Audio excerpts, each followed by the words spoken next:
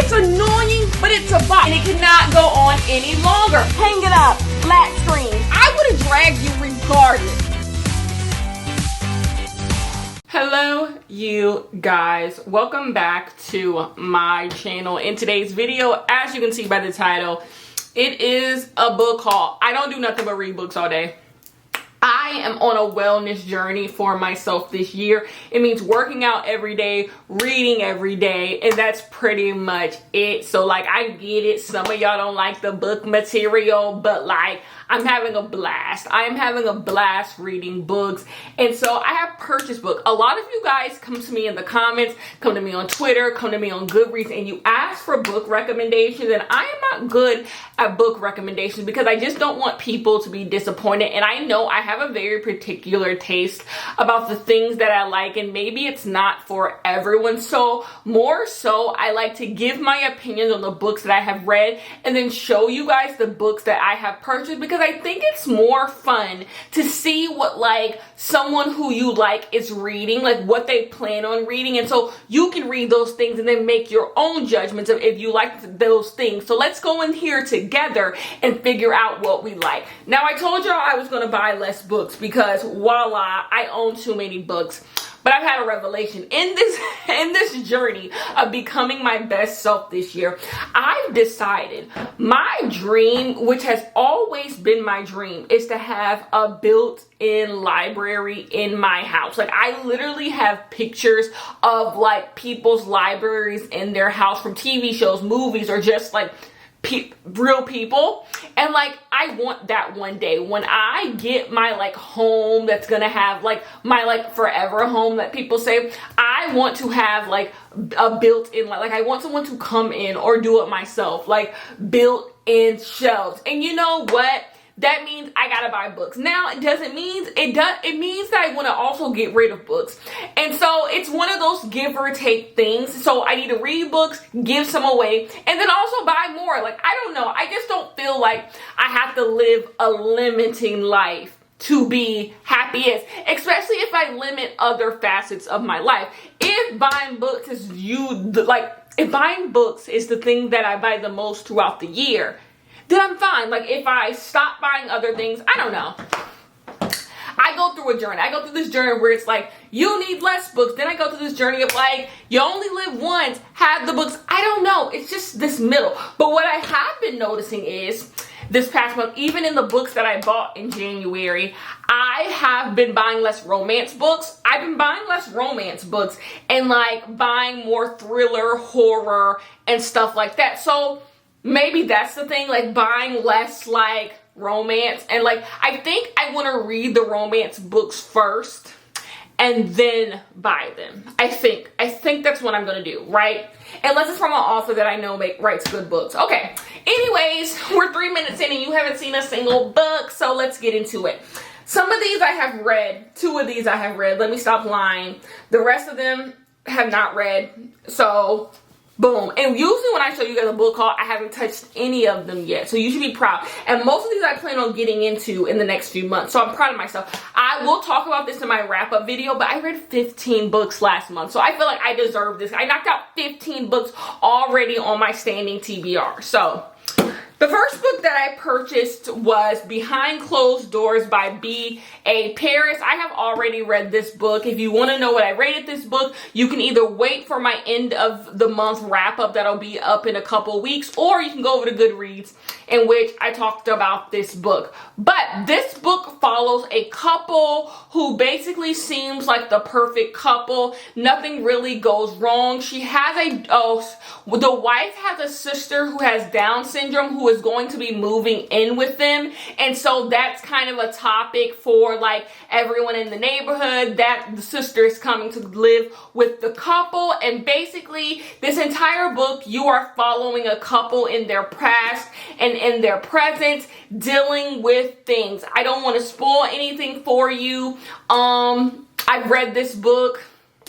I won't tell you what my review of it is, but that's what the book is about. Anything else will be spoiler. This is a thriller. It's a thriller that actually has horror elements as well. So yeah, that sounds good to you about this couple, this mysterious couple. I would tap into it. Oh, another thing that I have learned about myself, I love a domestic thriller. I am back on domestic thrillers.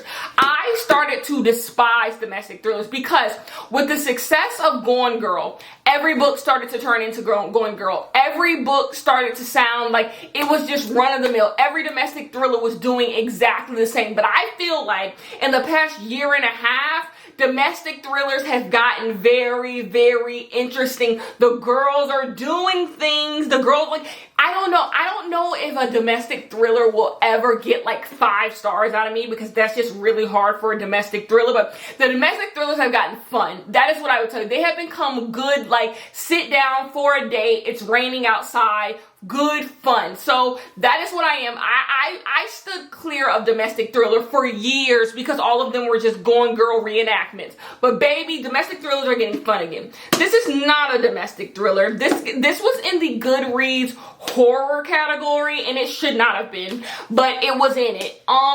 This is the Final Girl Support Group by Grady Hendrix. Grady Hendrix is also the author of the Southern Book Club's Guide to Slaying Vampires, which I have not read. Anyways, this book follows a bunch of Final Girls. So basically, this book is about a support group. All the Final Girls from movies that you have seen or have not seen go to a support group every single month and they talk about all of their issues, all of their PTSD. In this book, these girls from the movies that we have all seen, Scream, all of these movies, they are like real life people. So all of those movies in this world are based off real life people and we're following the real life people. Well, all of a sudden, some of the Final Girls start dropping dead in mysterious ways and they're trying to figure out what is going on. I read this book already. Go to Goodreads or come to my January wrap-up video and I discuss my feelings on this book. But yeah, this book is advertised as horror. It is nothing of the sort. But if this sounds like something you would like to read, I bought it. Here it is. We'll discuss my feelings on it later on. Okay, so those are all the books that I have read. Let's get into the sci-fi novel that I purchased. Project Hail Mary by Andy Weir. Andy Weir, I'm probably butchering his last name. He wrote The Martian. So if you've seen The Martian, the movie, then I don't know. But basically, this book is about a person who is basically the last living person on a mission to save the world. So basically the world is about to go under. The world is about to be demolished. And so they do this, they launch this plan to save Earth, to save the world. And so it's Project Hail Mary, but everyone who was on this mission has died except for this one person. But this one person does not know that everyone is dead because they have no memories of what is going on. Sounds really good. I have heard great things. I am going to list some booktubers down below that I get a lot of my book recommendations from because a lot of these are just from recommendation or some I've just seen on Goodreads. But that is what this book is about. You guys know I am not a sci-fi girl, and this is not that long of a novel. This book barely passes 450 pages. So I think if I really like push myself, I can read this book. I can sit down and like eat 50 pages a day, and so in about a week or two I can finish the book. But overall, I'm excited to read it. At least I know I'm going to read a sci-fi book. So the next book that I purchased is a new release for this year, and it is The Maid by Nita Prose. Okay, so this book follows a person who works at a hotel, I believe, who is a maid, and she enjoys being a maid. She doesn't exist in the world like a lot of people exist in the world. She has a hard time taking in the things around her and interpreting the world, I believe. So basically, being a maid is like something that she's good at. She enjoys it, and it really helps her with her issues. Well, one day she is cleaning up a room. She walks in and she realizes a guy who usually is always in this room is dead. And now she is thrusted into this murder mystery. I don't know if that's really what it's about. That's kind of what I got from the synopsis. what have I heard about this book? I've actually gone out of my way to avoid things about this book because I feel like this is the biggest thriller release so far this year. It's been a lot of like thoughts and stuff, so I'm gonna read it. I'm gonna give my thoughts and we'll see. I haven't read a lot of hotel mysteries, believe it or not. That's something, I feel like hotel mysteries is very like something that you used to get like back in the day, but like people have strayed away from like the hotel mystery, like who done it, someone's dead in the hotel, but like it's good to see someone bringing it into the now. So now we have Riley Sager Survive the Night. I read 2 Riley Sager books last month and I said, you know what Riley Sager, I'm going to give you a 3rd chance. Now the second book that I read, Final Girls, if you go to Goodreads, you know what I gave that book. And if you watch my January wrap up in a couple weeks, you'll know what I gave that book. So we'll see what this, but that doesn't mean I gave it good or bad. You have to go look on Goodreads to find out. But whatever it was, it made me pick up Survive the Night by Riley Sager. This book follows 2 people who are going home from college. So they meet each other on a college message board about like getting rides home. If you went to college, you know that people do that. They get ride home with people from school because they go into the same damn place. And so this is how these 2 people meet. But things quickly go left and like they trying to survive the night. Like, I don't know. So basically, that's what it is. It's a close proximity thriller, which people do not utilize enough. People do not utilize the close proximity thriller as much as they should. And nor do they do it well. I like a locked room thriller. I enjoy a locked room thriller. A lot of times people do locked room mysteries and we'll kind of get into that. But like a locked room thriller where everyone is in one spot. And I don't mean like The Guest List where like everyone's on a remote island. I don't consider that necessarily a locked room. I mean like we are all in the same room and this is thrilling. Like people don't do that enough. So I hope this fits the bill. I hope it does. We'll see. We'll see, child. The next thing we have is In My Dreams, I Hold a Knife. This is some people's favorite book of last year. I will be the judge, jury, prosecution, and the prison when it comes to this to see how it goes. So this book follows a girl who basically went to college and all of those things. And so she is returning to her college and she wants everyone to see that she is not the same person she was when she was last here. Here, her life is different. Her life is good because when she was last there, her and her group of friends got wrapped up in some murder. I believe. And so basically she's like, I'm forgetting that shit. And so when she goes to the school again, everybody but one person is like, everybody is willing to like be like, okay, you the new you, except one person. One person can't forget the past. And they like, girl, we have things to discuss. In My Dreams, I Hold a Knife. We'll see if it's good. I am not that hard on thrillers, but I will say when it comes to thrillers, I usually go against the grain. I really do. Like, usually romances, I agree with everybody. Like, either the romance good or the romance wasn't. But when it comes to thrillers, I've noticed through the ratings other people give thrillers and what I go against, I enjoy different elements in a thriller.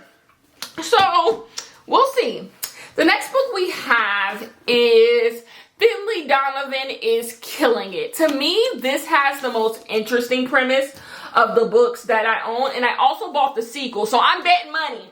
I put my money on the table. I am betting money that this book is good because I already bought the sequel. Now, I am upset. This book has been out a minute, but I was able to get it in hardcover. I ordered this pre-order and it is in softback. That is disgusting. That is absolutely disgusting. So I hate to say this.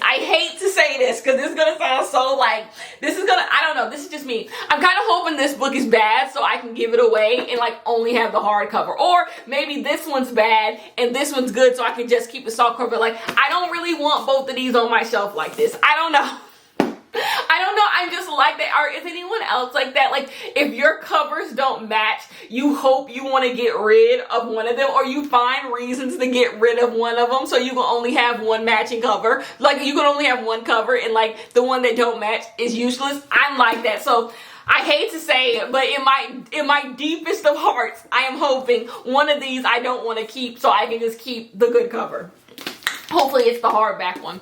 Anyways, I actually don't mind paperback books. I rather read a paperback book than a hardback book. It's kind of hard for me to, like, I don't know. Me and hardback books, we having beef. Anyways, this book is about a girl named Finley Donovan, who is a single mother of 2, and she's also a struggling writer. So she is writing a suspense novel about a murder. So she believes she is going to meet up with an agent to discuss her novel, but she quickly realizes that she has been mistaken for someone who kills for pay, someone who, like, murders people for a good bit of money. So now she is caught up in possibly murdering someone because, like, I don't know. It sounds crazy. It sounds ridiculous. And that is right up my alley. That is right up my alley. So because she is writing this book about people dying, someone thinks that she actually kills people. And so she's trying to, like, she has this fake world, this real world, and, like, what's going on here. And then clearly there's a sequel. So I bought the sequel. I was just like, I'm here. I'm here. I am the person who the suggestions work. Some of these books I bought on Amazon. Some of these books I bought myself. I went to the bookstore to get, but I've been trying to avoid the bookstore. Like, I'll buy everything. Like, I'll buy everything I see at a bookstore. Anyway, so, like, I'm the person who the suggestions were. Even though I've never read the book, I bought the sequel. Okay, a few of these now are some recommendations that I got from other booktubers. Comfort Me with Apples is the smallest book that we have here. And I believe this is just about a woman who lives in a suburban town who, like, everything is supposed to be, like, the same. This also, I believe, is a horror novel. Was this on the Goodreads horror list? It might have been. Maybe it wasn't. Maybe it wasn't. Maybe it wasn't. Don't listen to me. Don't listen to me. So basically, she lives in this, like, town. Everything is going well. She feels like she has the perfect husband, but she quickly realizes things are a little too samey. Things are a little too bizarre. And so basically it's one of those thrillers, one of those domestic thrillers, horror, I don't know. But it's short, and you know what? I commend people. I commend people who can write a 101-page book and go home. A 101-page book and go home. Like, yes, because some people have an idea for a book and they believe it needs to be a full-fledged novel. And it's like, spare me. Sometimes you can just write your book and go. Write your book and go. I'm enjoying that. Okay, this is also a recommendation. This was on a lot of people's best of last year. What's this on the Goodreads? This made the short list of the Goodreads horror, didn't it? I don't know. Why am I sitting up here and acting like I truly know what's going on in the book world? I don't know. I believe it might have made the short list. Anyway, this is called Near the Bone by Christina Henry. So this is about a couple. This is about a couple who live in the middle of nowhere, and the husband is bizarre. He's a little weird. All of a sudden, someone or something comes up dead. But when Maddie discovers the mutilated body, she discovers the mutilated body of a fox in the woods, and they're trying to figure out how all of that happened, and they're in the middle of nowhere, all of these things. Then 3 strangers appear. Okay, so yeah, she has a husband who angers easily. All of a sudden, there's a mutilated body of a fox. 3 strangers appear out of nowhere looking for the fox, and then she knows it's going to piss off her husband. There's a lot going on. I kind of feel like the back of this is a spoiler. A little bit, because now I'm looking at the husband crazy. We'll see. Maybe they're trying to lead me astray. Okay, so the next thing, I have a story, anecdote time.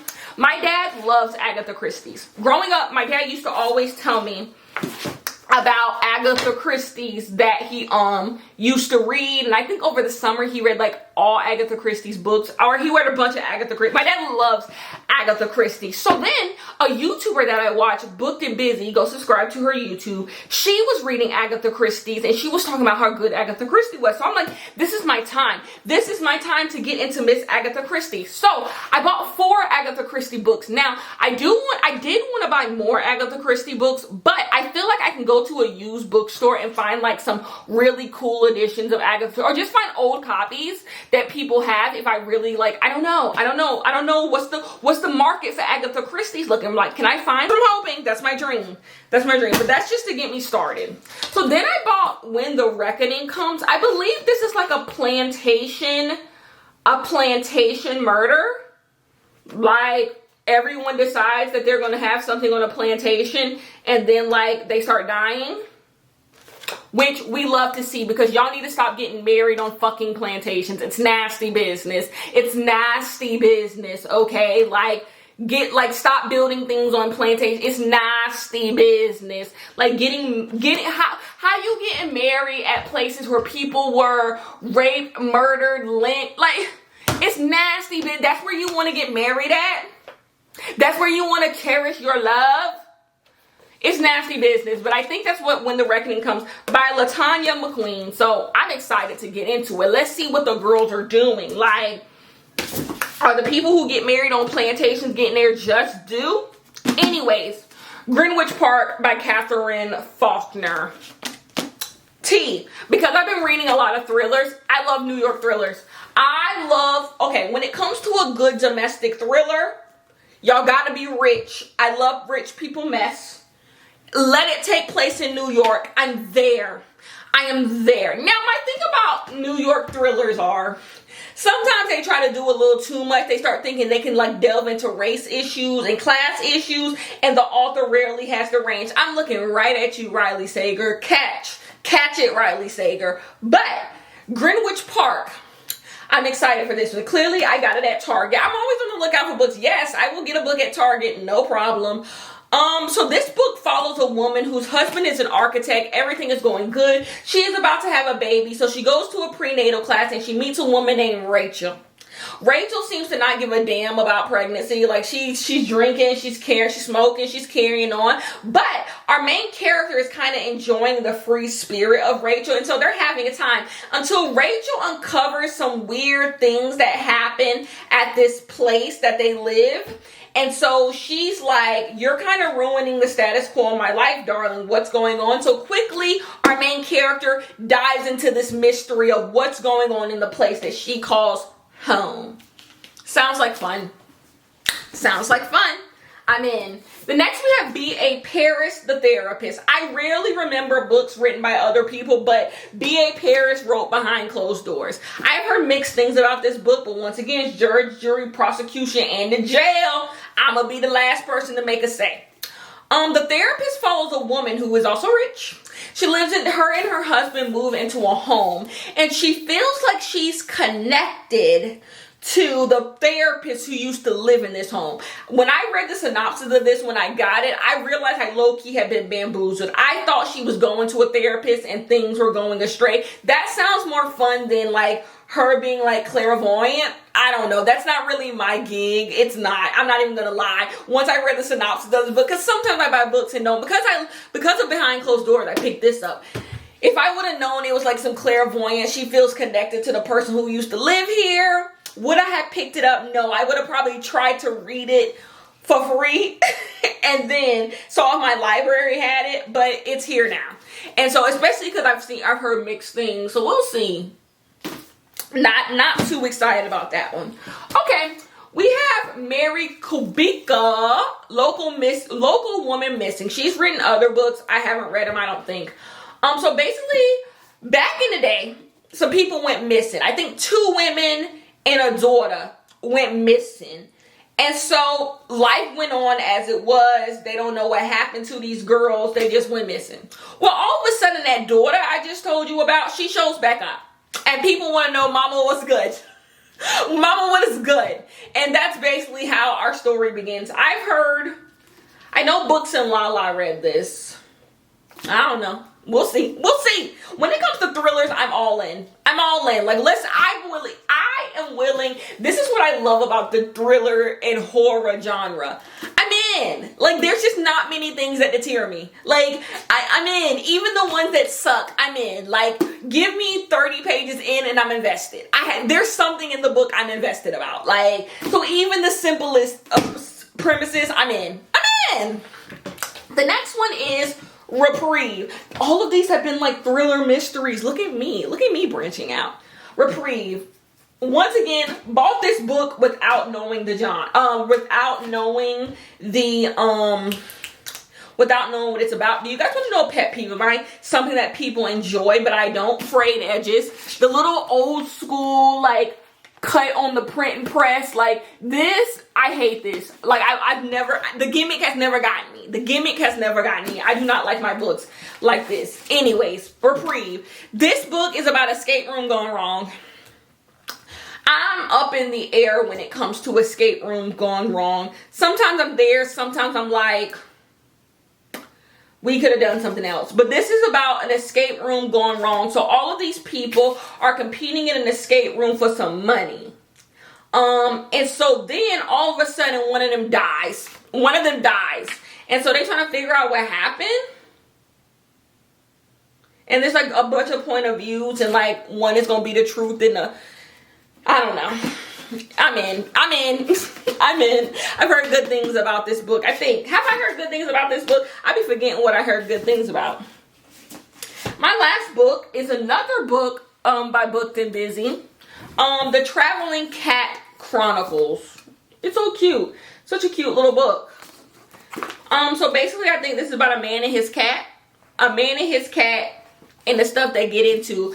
The girls say it's sad. The girls say it's all types of things. Once again, I'll find out. I will find out. But it's so much different than what I usually read. I don't usually read books about people and their pets because I only have a turtle. So unless we're telling books about people with turtles, I just simply can't relate. So, it's by... It's a book that's translated. That's the end of this video. That's all the books that I bought in January. I hope you guys enjoyed this video. Over on my Patreon, I discussed a few topics. Whoopi Goldberg, Nick Cannon need to stop having kids, Rihanna and A$AP Rocky, Joe Rogan, all of those things. Anyways, I love you guys so much, and I will see you guys in my next video. Peace!